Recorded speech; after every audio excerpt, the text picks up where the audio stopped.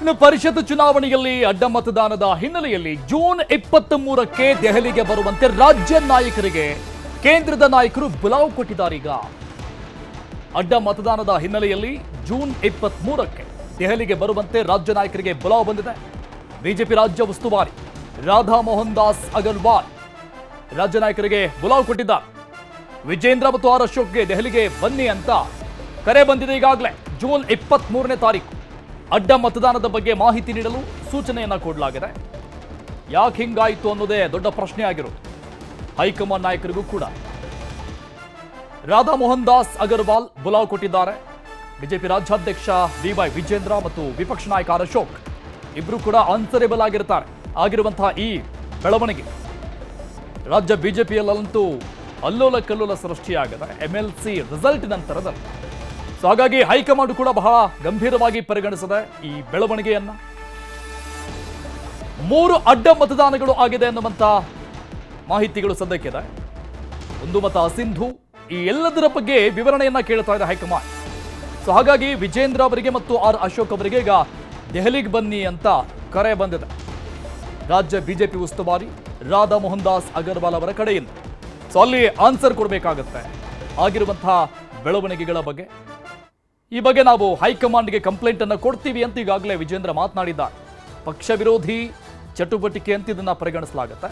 So ಅಂತವರ ವಿರುದ್ಧ ಕಟ್ಟುನಿಟ್ಟಿನ ಕ್ರಮವನ್ನ ನಾವು ತೆಗೆದುಕೊಳ್ತೀವಿ, ಹೈಕಮಾಂಡ್ಗೆ ಕಂಪ್ಲೇಂಟ್ ಕೊಡ್ತೀವಿ ಅಂತ ವಿಜೇಂದ್ರ ಮಾತಾಡಿದ್ದಾರೆ. ಡೀಟೇಲ್ಸ್ ಕೊಡ್ತಾರೆ ನಮ್ಮ ಪ್ರತಿನಿಧಿ ಕೃಷ್ಣ ಸಂಪರ್ಕದಲ್ಲಿದ್ದಾರೆ. ಕೃಷ್ಣ, ಸಹಜವಾಗಿ ಆಗಿರುವಂತಹ ಬೆಳವಣಿಗೆಗಳ ಬಗ್ಗೆ ಇಬ್ರು ಕೂಡ ಆನ್ಸರೇಬಲ್ ಆಗಿರ್ತಾರೆ. ಒಂದು ಆರ್ ಅಶೋಕ್ ಮತ್ತೊಬ್ರು ವಿಜೇಂದ್ರ ಅವರು ಏನ್ ಮಾಹಿತಿ ಕೊಡಬಹುದಂತ ಅನ್ಸುತ್ತೆ? ಅರುಣ್, ಮುಖ್ಯಮಂತ್ರಿ DK ಶಿವಕುಮಾರ್ ಅವರು ಏನು ಕಾಂಗ್ರೆಸ್ ಅಲ್ಲಿ ಚಾಣಕ್ಯ ಅಂತಂದ್ರೆ ಅವ್ರು ಆಡಿದ ಒಂದು ಆಟಕ್ಕೆ ಒಂದ್ ರೀತಿ ದೋಸ್ತಿ ಕಂಪನ ಆಗಿರುವಂತದ್ದು. ದೋಸ್ತಿ ವಲಯದಲ್ಲಿ ಒಂದ್ ಕಡೆಗೆ ಬಿಜೆಪಿ ಮತ್ತೊಂದ್ ಕಡೆ JDS ಶಾಸಕರು ಈಗ ಕಾಂಗ್ರೆಸ್ ನಾಯಕರಿಗೆ ಅಡ್ಡ ಮತದಾನವನ್ನ ಮಾಡಿದ್ದಾರೆ. ಈ ಒಂದು ವಿಚಾರ ಸ್ವತಃ ಕುಮಾರಸ್ವಾಮಿ ಅವ್ರಿಗಾಗಿರ್ಬೋದು, ಮತ್ತೊಂದ್ ಕಡೆ ಅಶೋಕ್ ವಿಜೇಂದ್ರಗೂ ಕೂಡ ಗೊತ್ತಾಗಿಲ್ಲ. ಹಾಗಾಗಿನೇ ಈಗ ಆಶ್ಚರ್ಯಗೊಂಡಿರುವಂತದ್ದು ಈ ಒಂದು ಬೆಳವಣಿಗೆಯಿಂದ. ಯಾವ ರೀತಿಯಾಗಿ ಮುಂದಿನ ನಡೆಯನ್ನ ತೋರ್ಬೇಕು ನಿಟ್ಟಿನಲ್ಲಿ ಒಂದ್ ಕಡೆಗೆ ಕೇಂದ್ರ ಸಚಿವರಾಗಿರ್ತಕ್ಕಂಥ H. ಕುಮಾರಸ್ವಾಮಿ ಅವರು ತಮ್ಮ ಪಕ್ಷದ ಶಾಸಕರನ್ನ ಕರೆದು ಸಭೆಯನ್ನ ಮಾಡ್ತಿದ್ದಾರೆ. ಮತ್ತೊಂದ್ ಕಡೆ ರಾಜ್ಯದ ಬಿಜೆಪಿ ನಾಯಕರಿಗೆ ಈ ಒಂದು ಬೆಳವಣಿಗೆ, ಅದರಲ್ಲೂ ಮುಖ್ಯವಾಗಿ ಬಿಜೆಪಿ ರಾಜ್ಯಾಧ್ಯಕ್ಷರಾಗಿರ್ತಕ್ಕಂಥ BY ವಿಜೇಂದ್ರ ಮತ್ತೆ ವಿಧಾನಸಭೆ ವಿರೋಧ ಪಕ್ಷದ ನಾಯಕರಾಗಿರ್ತಕ್ಕಂಥ ಆರ್ ಅಶೋಕ್ ಅವರಿಗೆ ದೊಡ್ಡ ಮಟ್ಟದ ಮುಜುಗರವನ್ನು ಕೂಡ ತರಿಸಿರುವಂತದ್ದು. ಯಾಕಂದ್ರೆ ಅವರ ಲೀಡರ್ಶಿಪ್ ಅನ್ನಲ್ಲೇ ಈಗ ನಾಯಕತ್ವದ ಕೆಲಸ ಕೂಡ ನಡೀತಾ ಇದೆ. ಇಂತಹ ಸಂದರ್ಭದಲ್ಲಿ ಅವರದೇ ಪಕ್ಷದ ಶಾಸಕರು ಈಗ ಕಾಂಗ್ರೆಸ್ಗೆ ಅಡ್ಡ ಮತದಾನವನ್ನು ಮಾಡಿರುವಂತದ್ದು. ಹಾಗಾಗಿ ಈ ಒಂದು ವಿಚಾರ ಇಡೀ ರಾಷ್ಟ್ರೀಯ ಮಟ್ಟದಲ್ಲಿ ರಾಜ್ಯ ಬಿಜೆಪಿ ಮತ್ತೆ ಕೇಂದ್ರದ ಬಿಜೆಪಿಗೆ ದೊಡ್ಡ ಮಟ್ಟದ ಮುಜುಗರವನ್ನು ಕೂಡ ತರಿಸಿದೆ. ಹಾಗಾಗಿನೇ ಈಗ ವಿಜೇಂದ್ರ ಮತ್ತೆ ಅಶೋಕ್ ಅವರಿಗೆ ಖುದ್ದು ಬಿಜೆಪಿ ರಾಜ್ಯ ಉಸ್ತುವಾರಿ ಆಗಿರ್ತಕ್ಕಂಥ ರಾಧಾ ಮೋಹನ್ ದಾಸ್ ಅಗರ್ವಾಲ್ ಅವರು ಈಗ ಫೋನ್ ಮಾಡಿ ಕರೆಯನ್ನ ಮಾಡಿದ್ದಾರೆ. ಎಲ್ಲೊಂದ್ ಕಡೆ ಇದೇ ಜೂನ್ 23ನೇ ತಾರೀಕಂದು ಇಬ್ರು ಕೂಡ ದೆಹಲಿಗೆ ಬನ್ನಿ ಅನ್ನುವಂಥದ್ದು.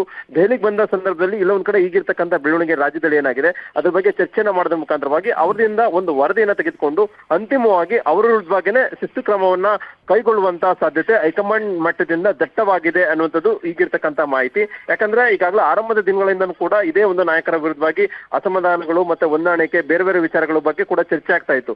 ಈಗ ಎಲ್ಲ ಒಂದ್ ಕಡೆ ಒಂದು ಚಿಕ್ಕದಾದಂತ ಒಂದು ಪರಿಷತ್ತು ಚುನಾವಣೆಯಲ್ಲಿ ಏನಾದ್ರು ಅಲ್ಪ ಸ್ವಲ್ಪ ವ್ಯತ್ಯಾಸ ಆಗಿದ್ರು ಕೂಡ ಬಿಜೆಪಿ ಅಭ್ಯರ್ಥಿ ಗೆಲ್ಲುವಂತ ಅಭ್ಯರ್ಥಿ ಕೂಡ ಸೋಲಾಗ್ತಾ ಇತ್ತು. ಈಗ ಎಲ್ಲ ಒಂದ್ ಕಡೆ 3 ಅಭ್ಯರ್ಥಿಗಳು ಅಂದ್ರೆ ಲಿಂಗರಾಜ್ ಪಾಟೀಲ್ ಅವರಿಗೆ ಹಾಕುವಂತ ಒಂದು 3 ಮತಗಳ ಕೊರತೆ, ಇಲ್ಲೊಂದ್ ಕಡೆ ಅದು ಅಡ್ಡ ಮತದಾನ ಆಗಿ ಕಾಂಗ್ರೆಸ್ಗೆ ಆಗಿರ್ತಕ್ಕಂಥದ್ದು. ಇದು ಸಹಜವಾಗಿನೇ ಇಲ್ಲೊಂದ್ ಕಡೆ ಬಿಜೆಪಿಗೆ ಡ್ಯಾಮೇಜ್ ಮಾಡ್ಬೇಕು ಅನ್ನೋ ಒಂದು ಕಾರಣಕ್ಕೋಸ್ಕರವಾಗಿನೇ DK ಶಿವಕುಮಾರ್ ಮಾಡಿರುವಂತಹ ಒಂದು ತಂತ್ರಗಾರಿಕೆ. ಈ ಒಂದು ತಂತ್ರಗಾರಿಕೆಯನ್ನ ಗೊತ್ತಿಲ್ಲದೇನೆ ಇಲ್ಲೊಂದ್ ಕಡೆ ವಿಫಲರಾಗಿದ್ದಾರೆ ಅಂತದ್ದು ರಾಜ್ಯ ನಾಯಕರ ಮೇಲಿರ್ತಕ್ಕಂಥ ಆಪಾದನೆ.